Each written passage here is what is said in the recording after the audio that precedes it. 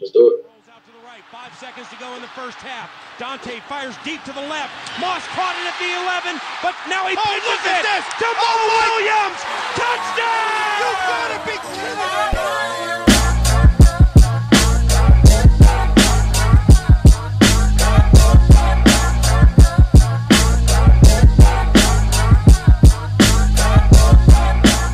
All right, and welcome back to another episode of the Climbing the Pocket podcast. I am your host, Jayson Brown, and it's a wonderful day. We give thanks. We got the whole crew back together.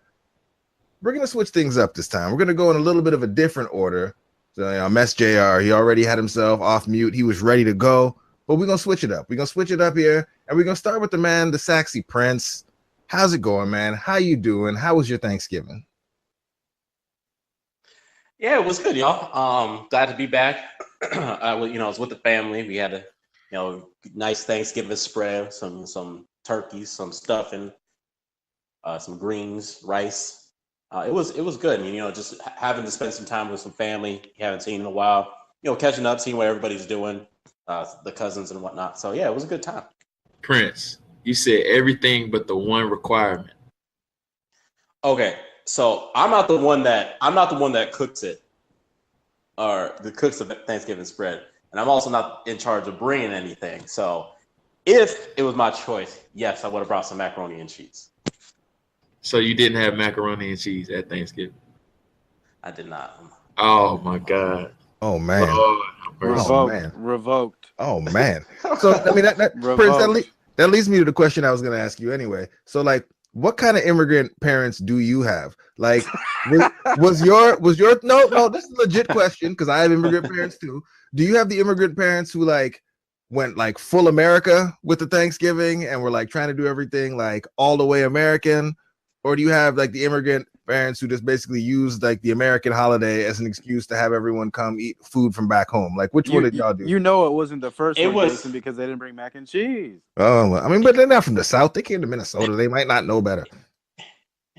It's kind of a mixture of both because obviously a lot of the kids grew up in America, so they didn't eat some of the food that was from back home and stuff. But I mean, we still eventually ate that stuff anyway. So it'd kind of be like two Thanksgiving spreads. It'd be obviously the heavily Nigerian meals that I have no problem eating. And then there's, some of the more, down south type stuff. So, it's definitely a mixture of both, which I appreciate because I think, you kind of get the best of both worlds. But no mac and cheese. No mac and cheese. You can't have everything, Jason. Let's move this along. Let's see if Miles can get us back on track here after Yinka just started us off on such a down note, disappointing JR with the first sentences out of his mouth. Miles, what's going on with you, man? How you doing? How was your Thanksgiving? I'm tired. I need a break from the break. Man. We had four different Thanksgivings to go to. So you poor thing, Miles. You poor thing. Or I had to travel a lot. Yeah. So my wife's family once. We did two different ones for her family, and then we did two different ones for mine. Was there mac and cheese at all of them? Yeah, my sister made homemade mac and cheese. It was bomb. And all right, we're gonna move this along because Team Light Skin always showing me up, man. She knows what's up. I mean, she gets it. You like just clearly don't. It's like the finals all over again or something. Oh, God. Here we go. But JR, last but certainly not least, how you doing, my man? We missed you on the last pod. Good to have you back. How was your Thanksgiving? And then, I guess your Thanksgiving was a different one. How was your Thanksgiving? And then you can just tell us, how was your trip to Detroit, man? It was very eventful. Had a really good time. Spent Thanksgiving in Detroit. Flew in the day before. Haven't been to Detroit since the Pistons were good. So it's been a long, long time since I've been to Detroit. The city has grown a lot. A lot has changed since then, but I had a great time. Flew in the day before, like I said earlier, in the middle of a Red Wings game. And it was very different for me. I'm not really an avid hockey watcher like that, but they're very, very huge in Detroit. A lot of Red Wings fans there. So that was a different experience for me, just seeing how avid their fans are about the Red Wings. And I learned a lot about the city. I didn't know it was so close to Canada. That's one thing I did not know. Like, if you were to cross the bridge, you would be in Canada. So that was something I learned new about Detroit and how close it was to Canada. Yeah, I did not know that. Right across from Windsor. I got one of my aunties lives in Windsor, but you wouldn't want to go to Windsor. Windsor is not a place you want to hang out in on the regular. So is that where they created the whiskey or the bourbon or whatever? No. I mean, as you can imagine, the cities in Canada that are closest to America, they tend to have an element to them on occasion. So we'll leave it at that. We don't need to delve too deep. But Windsor is it's not a nice place. We visit Windsor on the way to America. We don't want to stay in Windsor for too long. So all that out of the way. Good to have the whole crew back here, and we had a bit of a conversation, JR. I know that you listened to the last pod you said on the plane while you were gone, talking about the quarterback Case Keenum, and I noticed a little bit of a switch in how you are discussing the quarterback controversy, quote unquote, or the quarterback situation with the Minnesota Vikings. And it looks like you've laid down your arms. You no longer are flying the banner for Team Teddy. You seem to be fully in on the season, kind of enjoying the ride. What switched for you, JR? And is that an accurate kind of, I guess, telling of where you are right now? Or am I kind of overreading things from what's going on your timeline? Kind of overreading it. It's not necessarily a switch into things. It's kind of just a fatigue thing. And I think the quarterback situation with the Vikings right now is kind of like debating politics. Everybody has their point, and nobody's going to listen to the other side's point. So I just think it's useless to debate at this time, and I'm just going to enjoy the ride. As far as Case Keenum, he's playing well right now. That's the easiest way I can put it. We've talked about him coming down to earth for the past 3 to 4 weeks, and he's continued to prove us wrong. Maybe he's just going to have this one glorified year. Who knows? But I'm just going to enjoy the ride for now, and he's doing a really good job, and he's playing at a high level right now. Okay, well, that's like a mild endorsement. So I guess with you enjoying the ride, does that mean you're fully in on embracing Case Keenum as your quarterback, at least for this season? Yeah, he's the quarterback of my team, and I'm going to support him. That's kind of a vanilla answer, but he deserves our respect at this point just because, I know I've said a lot of times that he's a glorified backup, but he's playing really well right now. As far as I think the one thing he's doing really well right now is just keeping drives alive with his legs. He's able to avoid pressure in the pocket, and he's able to sustain drives. And I think that's what's really helping the Vikings offense right now, his ability to just extend plays and make plays out on the perimeter, or being able to avoid pressure within the pocket and extend drives. And one of the things we talked about, on the last pod as well, is that, kind of early in the season, one of the things that was really giving people, I guess, a bit of pause about Case Keenum is that even though we were winning and like the overall team results were good, Case Keenum's play in and of itself had been a bit uneven, and Miles made the point that it looks like, anyway, that Case has taken his game to another level, or at least statistically, you can see that, there was that lull there where he had some not so great games, but over the last 3 games or so, Case's play seems to be better. I guess from your perspective as an evaluator, is that what you're seeing as well? Is Case really like elevating his game to another level, or is it still kind of what we thought we were seeing earlier in the season where it's Shermer making the game easy and the skill position players really balling out and taking kind of the stats to the next level? I think it's a combination of both. The Vikings targets are really doing a good job of being accuracy erasers as far as helping Keenum out with a lot of inaccurate passes. As far as maybe, like, for example, when they're running shallow crossers or catching the ball out on the perimeter, he's kind of throwing the ball behind him. But they're doing a good job of extending their catch radiuses and just helping him out.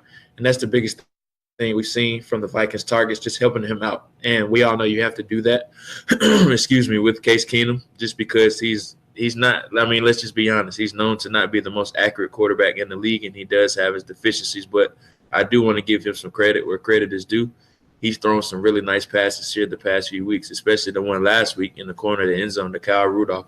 That was an absolute dime. So it ain't necessarily just them always bailing him out. He's also thrown some really nice passes. And like I alluded to earlier, the biggest thing he's really doing and what's taking this offense to the next level is him being able to elude pressure and help that offensive line out, avoiding sacks and extending plays. And that's helping them sustain drives. That's awesome. And you just touched on something that we're going to come back to in just a second there. But obviously, you put yourself on the other side of at least where he was before the game. But we have another data point that's in. And I mean, Case played his arguably the best game he's played all season. There weren't really there was one throw. There was the out route to Kyle Rudolph that should have been a pick six for Detroit that went right through Miles Killebrew's hand. But it wasn't picked off. It was a 32-yard gain. That was the only time in the whole game Case let go of the ball, and I was nervous that something bad was going to happen when he let go of it. But overall, I would say Case Keenum played his best game as a Minnesota Viking. He's now strung together 3 at least solid performances in a row here. Saxy Prince, I mean, you had a lot of things to say. You were throwing a lot of shade, hating pretty hard on the man Case Keenum on the last podcast. Are you ready to embrace Case as your quarterback, at least for the rest of this season, to see where this magical ride can take us? You said embrace, not support, correct?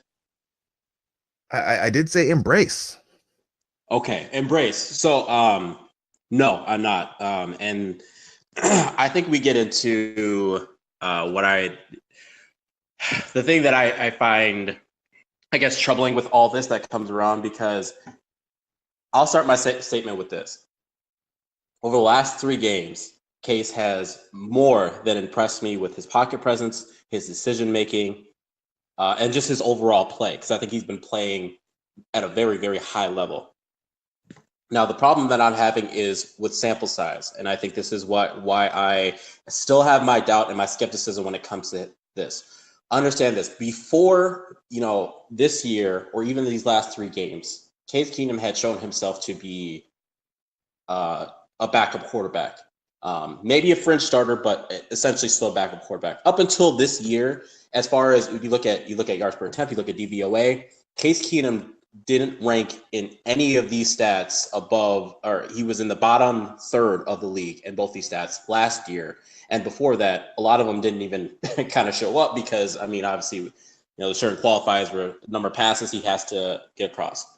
So when it comes to sample size, when it comes to his play as of late, I understand, Miles getting on me last week about nitpicking, and it's understandable, and I understand it. But part of what it comes from is when people look at how he's played as of late and kind of extrapolate that, you have one or two options.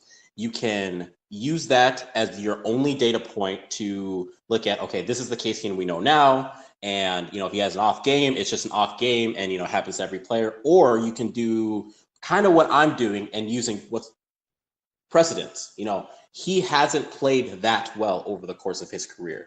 If that were the case, he'd still be in LA. He would still be with the Texans. One of those two teams would have, said like, hey, this is our guy because he's playing well. Now, I'm not trying to take away necessarily the fact that he hasn't been playing well, but there's still a level of skepticism that exists. And it's not just because of the media. It's not just because of certain fans who want to see Teddy Bridgewater. You have to also understand that Mike Zimmer has been very wishy-washy and hedging the fence as far as him. He understandably hasn't outright called him the starter for the rest of the season. He has said numerous times that Teddy Bridgewater will play this season. There's been reports from Jay Glazer coming out that they're just essentially waiting for Case Keenum to mess up. And that's kind of my problem with all of this, which is why I'm not ready to embrace him yet, because I don't think that, personally, that's in my opinion, I don't think the team is, or at least a guy like Zimmer is ready to fully embrace him as like, this is our guy moving forward. That is because any other team, when they're franchise, I made this kind of this joke last night with the Packers and Brent Hundley. Like if Brent Hundley went on a streak and became, creeped into top 10 type quarterback play, that's where you sit Rodgers because he has the hot hand. But any other team, you really have your franchise quarterback. Once he's healthy, once he's ready to go, you reinstate him.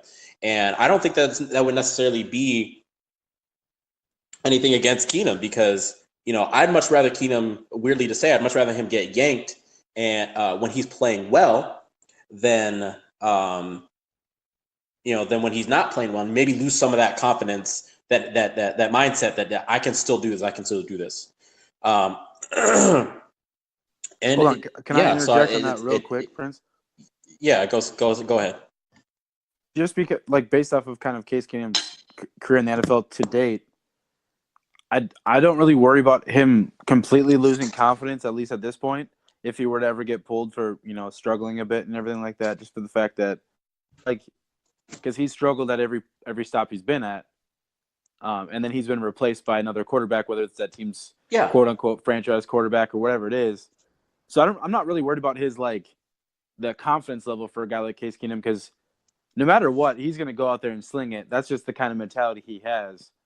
He's always going to be a confident kind of guy, and I know what you mean by level of confidence, but I mean I'm just saying he's the type of guy if he were to get pulled and him at some point later on, I wouldn't have any issues with it. I wouldn't be worried about him because that's just frankly speaking, I'm not either. I just know that that's an argument, and this kind of goes into one of my final points why people don't want him to get yanked, because I mean let's be honest, there's this section or a subsection of people who just don't want to see Teddy Bridgewater play. I think he's a guy with the bigger ceiling. I think he's a guy that this offense can cater towards his needs. And I completely agree with you, Miles. I was more speaking to those are the people who feel as if, you yank him, you lose, for whatever reason, he might lose his confidence, might lose his play. I'm not necessarily worried about that. I'm saying if that were to ever happen in the scenario where, he does lose it, I think it's a better scenario where it's, he still has the ability to know I balled out, but Teddy Bridgewater's their guy, versus I'm getting yanked because I just threw 3 interceptions, but I still felt like I could have continued to fight on and continue to help us win the football game. Here's my question. Here's my question for you then about it. Because I'm not saying I'm sold on Case Keenum, but I think he's kind of earned, with me, at least for me personally, he's earned the continue on because of how well he's played, especially what Jayson talked about. The last 3 games have arguably been his best 3 games of the season, and those are always, what have you done for me lately? And he's seemingly just gotten better as the season's gone on, getting more comfortable in the offense, getting more comfortable preparing each week, everything else, building that rapport, all that stuff. But honest question here, and and this doesn't mean that Teddy can't be better, but I'm asking over the last 3 games, what could Teddy be better at than, and what could he do better than what Case is doing right now? And I honestly mean that because I'm just not sure. I mean, I could answer that with one word. It's accuracy. So I think that's where it gets where the debate gets tough. Is that how inaccurate has he been? I know there's some missed throws. I know some of the receivers have bailed him out, but that's what I mean over the last 3 games is I feel like we've seen his completion percentage get better. He's being more accurate with the ball with the intermediate throws. Again, we know Teddy Bridgewater's bread and butter is the intermediate throws because that's where he pinpoints those throws. But I feel like Case has gotten better at that as the season's gone on. That's why I'm asking. Yeah, no doubt. I would say that's really the only thing, and that's why, like we said on the last episode, and to JR's point, I think that's why there's some fatigue in talking about it. Is that the things you're going to point to in terms of a Teddy Bridgewater, Case Keenum kind of debate, they do become. They're the minutia. They're the nuance of the game. They're things that feel like nitpicking because, as Luke said, and we discussed a little bit on the last one, Teddy Bridgewater and Case Keenum are going to win in a lot of similar ways. Mm-hmm. Neither guy is a huge armed quarterback. Both guys are going to win by navigating and moving around the pocket, buying time for their guys. Both guys will bring a little bit of mobility to the table as they need to, maybe scramble for a first down here or there. But I think the big I'll actually say it's 2. I think that, if you're going to assess, I think that the big difference you'd say between the 2 of them is right now, and, rightfully so, Adam Thielen is balling out, but it does appear that at times Case Keenum is kind of locked onto one guy, and that's his guy, and that's who he's going to, and that's where he's throwing the ball, and he's not really going through. So I think that based on what we had seen from Teddy Bridgewater in terms of going through progressions, finding the open guy, and that's, dating back also to kind of who he was as a prospect in college, I think that's something you could say you would see him do a little better than what we've seen from Case Keenum so far this season. And then I think the other piece is the accuracy piece. Teddy Bridgewater is a more accurate quarterback, so I think we may have seen some more opportunities for some yards after the carry. We may see some opportunities where guys, instead of having to make a diving catch, can catch it in stride and keep going. But I think those are really the only two things. And based on what the outcome of the offense has been thus far, those things feel very nitpicky in this conversation. And marginal. Right. Because they're like incremental gains. In the long term, maybe they're a big deal. But in the context of what we've seen from the offense this year, it does seem nitpicky. And so I guess not even like over the last 3 games. Again, we'll go back to, I guess we'll put it this way for you, Saxy Prince. Is there anything at all, because it is going to be a small sample size for Case Keenum, it's going to be a 1-season sample, and 1 season is really not a good sample to make any sorts of long-term determinations about anything NFL-wise. Is there anything Case Keenum can do this season to bring you on board? I think I said it on the last pod, because you guys kind of hit the nail on the head. Like, the things that I see, they are very nitpicky things, and I do admit it to you. But as far as Case, what I've seen over the last couple of weeks has impressed me. Doesn't have me at nearly as down as I was when I ranted, probably over a month ago, when I had my huge doubts as far as Case Keenum. But for him to continue to play at the level he's played at the last 3 games, in my opinion, for these next 2 games against Atlanta, who I think is a very good defense, and then Carolina, who I think, they do some things defensively that, might challenge the Vikings. I think if Case, for these next 2 games, if he can play at that level, I think I'll be okay with being on board for him for the rest of the season. But that's just my expectation. When the thing is like guys like us that watch film and stuff, it's my personal philosophy that I don't watch film because I'm always right. I watch film because more often than not, my first initial thing is wrong, and I have to watch it to be able to eliminate some of those biases, and to be able to actually, okay, did I see what I think that I saw? And it's in our best interest to not lock onto a singular, thought or about a specific player or every player on the field, and be like, well, this is what I think about this player, and I'm going to continue to think about this player no matter what they do. Case Keenum has swayed me a lot more than he did ranted. He's shown tremendous pocket awareness and being able to maneuver through the pocket.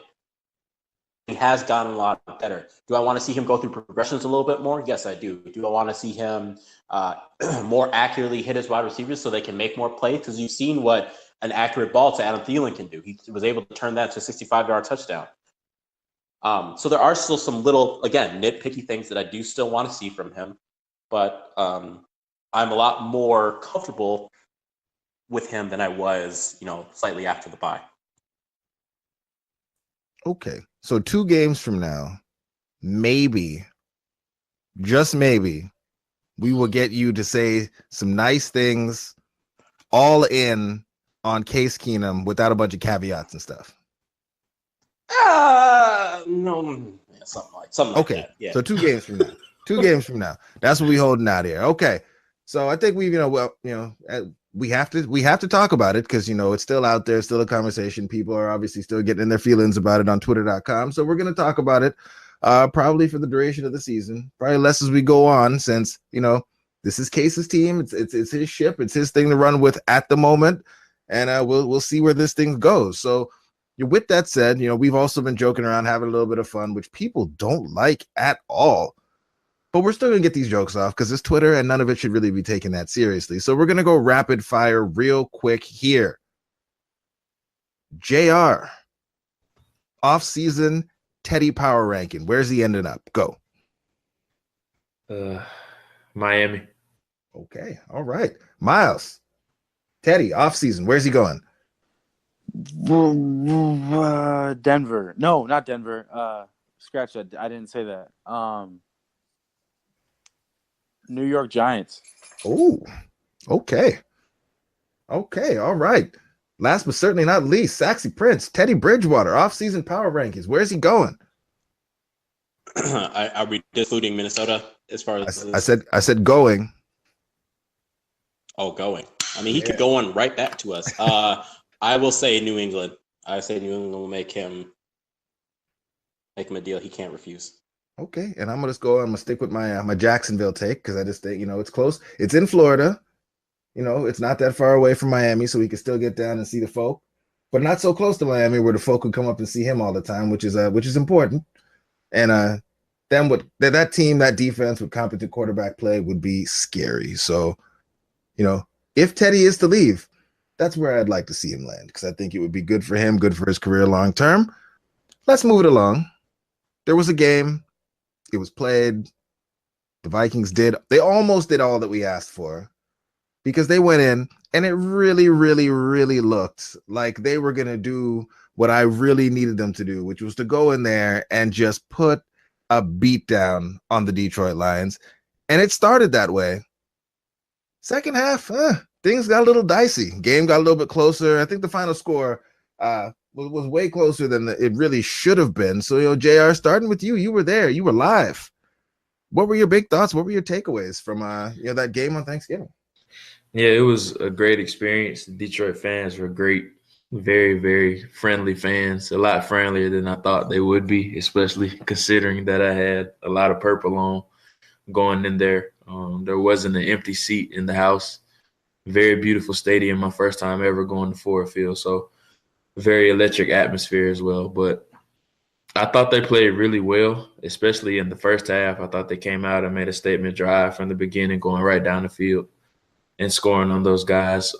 Second half, once it got 27-10, I thought they really let their foot off the gas and they really let them back in the game. I kind of would like to see them, or I would have liked to see them put them away. What I really was hoping was that they would score again and make it 34-10, and that we would really see Teddy. That's what I was really hoping would happen. Just because I selfishly wanted to see Teddy in person. But anyway, I was hoping we could get Teddy a series or two. But overall, just game reaction. JR, is that almost like buying a ticket thinking he's going to start and then you have to watch Case Keenum start? That's really the root of all the salt right here. He literally couldn't he couldn't give his ticket away. No. Hey, Miles, you want to go to the game, Miles? Miles? No? Okay. Right. No. Right, but I thought the offense played well for the most part. Second half, like I said, I think they stalled. They kind of got conservative or vanilla with the play calling, kind of took their foot off their throat, and that ended up letting them back in the game. Fourth quarter, Matthew Stafford, I thought was really going to come back and hurt us, but the defense ended up making the play at the end. I thought the defense, they didn't play very well, especially the secondary. A lot of holding calls, and they were clear as day.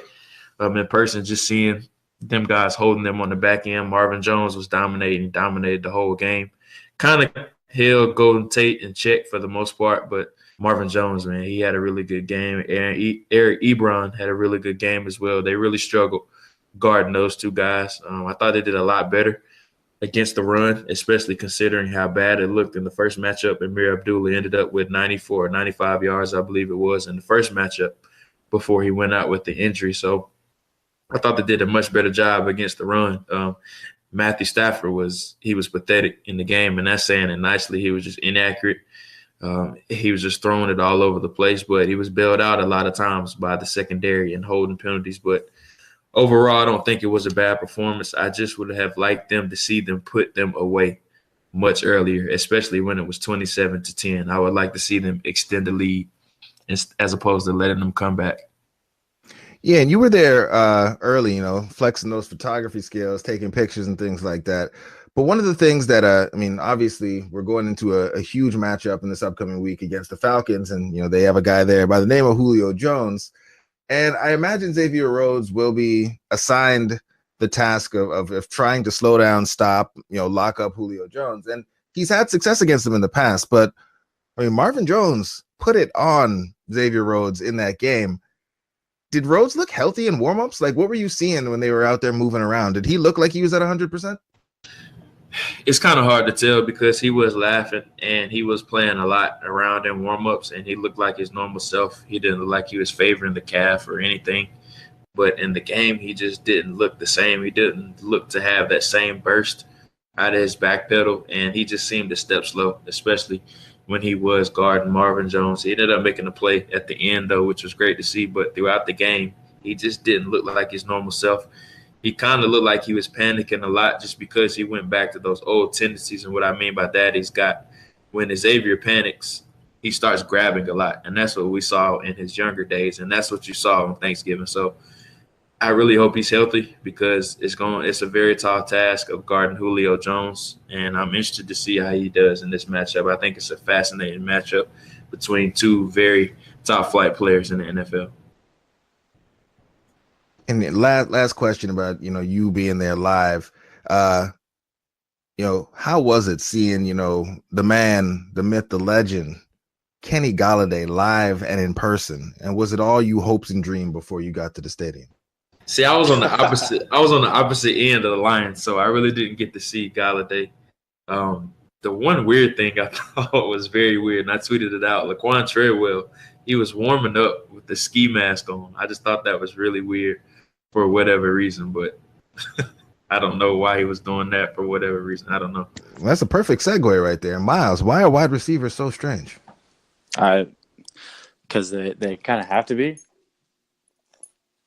Why? I mean, unless your name's Adam Thielen, I think every other number one wide receiver's got some weird twitchy edge to him. I'm not calling Treadwell that, but I'm calling just in general that persona. You just need that. I don't know. I look at wide receivers and I compare them to Russell Westbrook. They usually have the more outlandish outfits. It's a confidence thing. It's just it boosts their ego. I don't know. I'm not really like that. I guess. I mean, I can get that way, but consistently, I'd probably say I'm not like that, but I can be. So you're more Thielen than Diggs, or you just switch it up based on which set of family you're visiting at the time? I'd probably say more no, I can't. I'm not like Keenan Allen. That guy's probably worse than Diggs, but. That's my guy though. I'd probably just kind of go about it. Okay. Well, he's starting to get some swag to him. Yeah, man. What were your thoughts on the game overall? And before we go too far down this Miles telling us about all the wide receivers he loves tangent here, what were your thoughts on the games? What were your big takeaways that as you were watching it, and then if you watched it again, I guess. What were any things that you maybe thought initially that you ended up seeing a little bit differently the next time you watched the game? Yeah, I think I thought Matt Stafford, this was probably one of the worst games I'd seen Stafford play in the last at least two plus seasons against the Vikings and kind of in general. He just missed a lot of throws. There was a lot of could have been big plays or could be touchdowns that he missed. There was one toward the end of the game there. I know he's on a hobbled right ankle, I think it was, but he had Golden Tate streaming up the seam, and he beat Mackenzie Alexander. And if he puts that on Golden Tate, I think we know how Golden Tate is. With the ball in his hands, he's pretty special. He might have been gone, and they might have the whole game could have changed. But it was a third and long, and he missed the throw, so it kind of derailed them a little bit more. Just a lot of those inaccurate throws that we're not used to seeing Stafford miss, especially easier ones. That was definitely one that I thought we got lucky on for sure because the way we played in that second half, we definitely almost gave that game away. And I was having flashbacks to last season. So I was a little worried about that. I thought the run game was super inconsistent. I know they, overall did well, but I thought there was a lot of inconsistent, blocks up front. And I just think the defensive line from Detroit, which surprisingly they did a pretty good job handling our offensive line. And like I said before, it's kind of surprising based off some of the no-name players they have on that D line, besides Ziggy Ansah. But that was another one that I thought was kind of interesting. And then, Adam Thielen continues to get open. I know talking to JR, after the game, he said in person Adam Thielen's just getting open on everything. He's unguardable at this point, which is really good. And then being able to see guys like Kyle Rudolph help out, up the seam and, on the corner routes, and having those 2 touchdowns was big because the red zone was a little bit worrisome in the second half, of course, but overall I thought it was a good game. Second half was, like I said earlier, scary, but Vikings were able to, come away with a big win, division win. Cool. And Sexy Prince, bring us home, man. What were your thoughts when you watched the game initially, and then I guess did you have any difference of opinion if you watched the game a second time? Yeah, I always try to make a habit of at least watching it 3 times. First time I was watching it, I think I agreed with JR, whereas it did feel like the offense pulled away a little bit. I think that's kind of a combination between, maybe Zimmer and Shermer kind of, having a conversation. And this is the aspect of Zim where I'm just like, maybe you need to, just back away and let Shermer do what he's going to do, because it was scary for a minute that, the Lions were going to get back into the game. So I was a little bit worried about that. The offenses seemed to not to click the same way that they were in the first half. And I don't think Keenum played poorly at all in that second half. I think it was just the offense was just becoming more conservative. I am a little bit curious about Stephon Diggs. I don't think he's injured at all. I think it's just a thing where Thielen just is the guy currently right now. He's the first read. He's the first guy that Keenum tends to look towards. I mean, I think I saw at least on 3 plays where I saw Keenum just kind of stare him down, and that's where he was going for. I know that we kind of compared. Stephon Diggs last year to Jarvis Landry just because of the way the offense was, but you can definitely feel like they're definitely force feeding Thielen a little bit more over the course of the last couple of weeks. Diggs' targets, I believe, they've been still fairly consistent, but there has been a slight drop off for him. So that's just something that I noticed, watching the second time through, where I was just like, where'd Diggs at? Other thing is on the defensive side of the ball, I said it on Twitter, but I thought it was Xavier Rhodes' worst game of football in a very, very long time. He became extremely grabby. He just looked. There were times he just looked out of position. He didn't get his initial step just didn't seem nearly as explosive as it normally is. So I'm hoping he gets healthy, because he is going to have to deal with Julio Jones. I do have to give some credit to the offensive line. Riley Reiff is playing very, very good football, in my opinion. I think that some of the things that I see with it's mostly between Pat Elflein and Joe Berger, where I do feel like I think it's very clear that Joe Berger is helping Pat Elflein, not with calls, but just like how to communicate and whatnot. And I think he is really getting to show his ability, because he has a guy on his right side to really help out with some of those things. So I'm really liking our right side, our interior right side.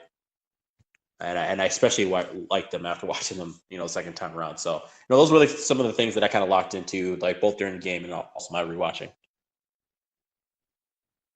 Wow, I'm proud of y'all. And we went through the whole thing, and none of y'all brought up Latavius Murray. That's impressive. Luke is happy about all of y'all. About Latavius, he's over. You could tell he's healthy though, because I think it's the last 6 weeks. It's been 6 straight weeks. He's had 16 plus touches. Yeah, he's getting more touches. He's a large human being in person. Yeah, he is. He's a big dude, but you could tell he's finally starting to get healthy from that ankle surgery, because they're feeding him more.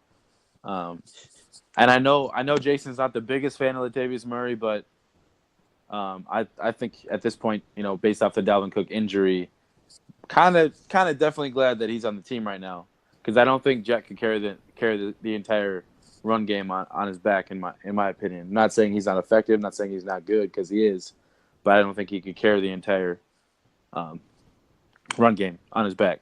No, I mean, and I fully support the running back by committee. You're right. I just personally feel like I need folks to chill on the Latavius Murray hype until his yards per carry this season get higher than Matt Asiata's were last season. I feel like we need to chill on Latavius Murray hype. Wait, okay? what's the number? What's the number? Oh no, it's real close. Matt Asiata last season was at 3.9. Right now, Latavius is at 3.8. So maybe a couple more games, Latavius can pull ahead. Sure. Then we can start going hard on the Latavius Murray. But right now, I feel like we need to chill. We need to chill on I think as Luke called it, the Tay Train hype. He also wrote a very good piece over at Purple PTSD. You should check that out. Really talking and going over a lot of the things that Prince actually went and found when he was digging into success rate and looking at Adrian Peterson in his career with that, famine, feast, and how that's not really the best way to have a running game. And that was one of the places that we did struggle a bit in that game was being able to, which is weird. We came out in the second half, ran the ball down their throat, scored, and then that was like the only time in the whole game we were actually able to sustain any sort of running attack, which was odd. I guess, JR, you were there. I guess, was there anything that you noticed? Like, why was that one drive so much more successful than the rest of the game? I mean, I don't know exactly, but I think the biggest thing is they couldn't block A'Shawn Robinson. I mean, he was a tear the entire game except for that one drive right after halftime. Other than that, I mean, he was unblockable. They couldn't move him on the interior. And this was probably one of the better games of his career just because when I was watching the Lions on film, he didn't really stand out as much as he did on Thanksgiving. But he really was the key why they couldn't get any movement or any yards in the running game. They just could not block A'Shawn Robinson. He had a career day. All right. I guess, Miles, Prince, before we kind of wrap this thing up, I guess, do you guys have any other points that you wanted to raise about this Lions game? Get Jerick McKinnon more touches. That is a good point. I was gonna ask about that. Like, what? Not even just overall. What is it? Does he look less effective, or do we just think it's because he's not being utilized in the right way? I just think he needs to get more involved in the passing game. Like, I think Prince, I know you want to give Jet $20 million next year. I'm cool with it, man. I'm cool with it. I'm just saying, like, just Prince get wants to it. pay everybody. Really do. No, just running backs. Just running backs. Don't pay any quarterbacks. Just pay running backs. You're Case Keenum's agent, bro. I just think no. Serious question though. Like, does he look less effective to y'all, or do you think it's just like the scheme right now, like the way they're scheming him, or? I mean, this is one of those completely non-analytic things because I haven't done any research or anything. Right. It just feels to me like Jet does better when he gets more touches in a row. He seems to be a player who needs to get into a rhythm. And he's a receiver in that way where if you start getting him more involved early, he's gonna have a bigger impact throughout the whole game. Yeah, so I mean I haven't actually looked at the numbers, but it just feels like watching, and watching at home that the games where we get him involved in the game plan either earlier or you give him maybe a full series, he seems to do better that way than the kind of drop him in, take him out, drop him in, take him out type of situation. He doesn't seem to do as well. And can't remember who said something. Somebody said something about him potentially being looking frustrated, on the sidelines. And I imagine they're all competitors. They all want to be out there, but it just seems like he does better when he's allowed to get more into the flow of the game. And he's season to date been as, if not more effective than Latavius Murray when he's given the touches that Latavius Murray's getting on early down. So anyway, JR. I was the one that said that he was frustrated on the sideline because, he did, I think it was the second drive in the third quarter, I believe it was, or it might have been the opening drive. I can't really remember. He did a lot of the work to get down the field, and then they had the ball on the 3-yard line, and Latavius Murray runs it in. So he's getting credit for his touchdown. I'm assuming that's complete assumption why he was mad or why he was frustrated because he wants the touchdown. You do all the work to get down the field, and then they put Latavius Murray in there, and he gets credited for the touchdown. Yep, I can see that. I guess, Prince, do you have any final points outside of Jet, or are we good to move on to what you guys got cooking up for us this week? Yeah, let's move on. All right. Well, Prince, we'll start with you. You got the microphone right now. What can we expect from you? What what you got on deck for us this coming week? It's not going to be this week, but there's actually something that you guys have convinced me to do a little bit deeper dive as far as Case Keenum. Something that I'm looking at doing. I think BJ did something different where he was charting Keenum's passes, but I do want to start charting exactly the routes that Keenum is finding more success in versus some of the other routes throughout the route tree and whatnot. So I just wanted to see where is he succeeding, where could he improve, as well as just what are the things that he's doing well. So that's what I'm gonna. I think maybe this week I'm gonna start really doing some charting with all that. I like it. Look at you embracing positivity. We will take that is a positive step right there. We will take it. Miles, what's cracking, man? What's good? What you got going for us? I hate life right now. I've been super busy. It's a busy week for me. Yeah, 8 Thanksgivings. I mean, I understand. I know. And then I've a TV person coming tomorrow. I got soccer on Wednesday. Oh, wait, you getting a new TV? No, I wish. Oh, cable guy. I thought Miles was gonna be on TV. I'm getting a TV. Hell no, I'm not gonna be on TV. Cyber Monday. Right. Got Teddy class on Thursday. Man, all kinds of stuff this week. It's one of the busy ones. Yeah, man, you getting that good preview of what life is about to be like for you for like the next like 20 years, bro. Even worse, going to family events and everybody's like, "Are you pregnant? You guys pregnant yet?" Oh, like we'll tell you when we are. Okay, just you can stop asking. They just assume. They're like, "Oh, it's happening, isn't it?" It's like, no. But and you can't really say that too forced. You're like, no, maybe, no, right? No, right? Right. And JR, man. And for everyone listening, I would assume if you're listening to us, you also follow JR. If you haven't already checked out reading between the lines and here messing stuff up here at the end of the other pod, but JR dropped an awesome piece full of a ton of detail on Friday. So if you missed it while you were hanging out with your family or going to a myriad of Thanksgiving festivities like Miles was, go check it out on climbingthepocket.com. It is an outstanding piece, ton of great info in there. JR, I guess I feel bad asking you if you got more after all that stuff you blessed us with last week, but I guess you got anything else cooking up? Not right now. Still churning out the database for 2018 draft prospects. We're starting to get a little closer to draft season. A lot of teams' playoff hopes are actually coming to an end or evaporating at this point. So we're getting a little closer to draft season. I'm going to start releasing some scouting reports on a lot of notable guys as we get closer to the draft. All right. 4 Gophers, safety. What? Plug. And they got a big commitment today, huh? The Gophers got a big commitment today. Yeah, JUCO QB. I think his name is Vic Vermento or something like that. So he came into town and it was kind of a big deal because the Gophers actually just lost their starting quarterback from this season, or both of them actually. One graduated and the other one he's choosing to transfer out. So they take this kid to Manny's. Is that what happened? Probably. That's where I would take the it. mashed potatoes are amazing at Manny's. I wouldn't know. I'm not allowed to go. Man, you got the resources to go.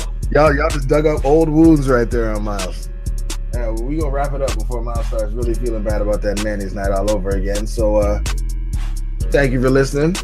My name is Jason Brown, joined once again by the full crew, JR, Miles, and the Sexy Prince, Yinka, Allende. Y'all have a good one. Yeah, man.